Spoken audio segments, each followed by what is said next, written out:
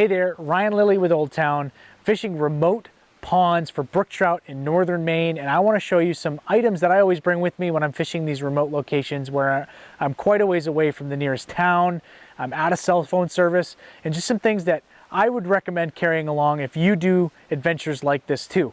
So first things first, I always carry a nice big atlas book with me. Super important, especially if my cell phone battery dies, I can still navigate and find my way through the woods. I also bring a satellite communication device.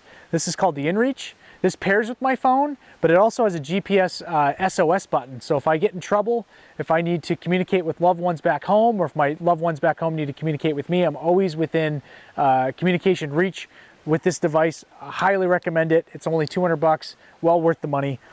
Some other things, some creature comfort things that I found are always great to have is I always carry a pack of wet wipes. You know, if my hands get fishy at the end of the day and I want to clean up pretty easily with that. I also love to bring jet boils with me. I love a good cup of coffee no matter what time of day, so this boils water fast, and I usually bring 2 different sizes so I can cook lunch while making some coffee or cook 2 people's lunch at the same time. I like to bring along some dehydrated meals with me. That's just a really great way to fill your stomach and not take up a lot of room in your gear crate. And if you live anywhere north of the Mason-Dixie line, even down there, bugs are pretty bad too. I never leave home without bug spray. Remember to pack bug spray with you.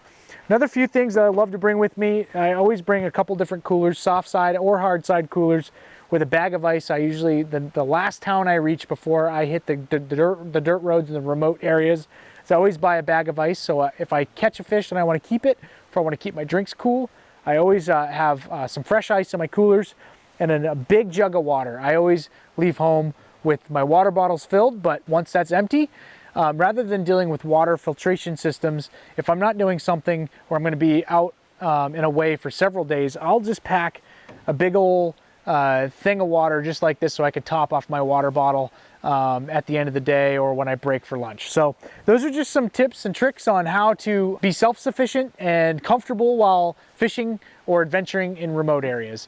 For more tips like this, check us out at oldtownwatercraft.com.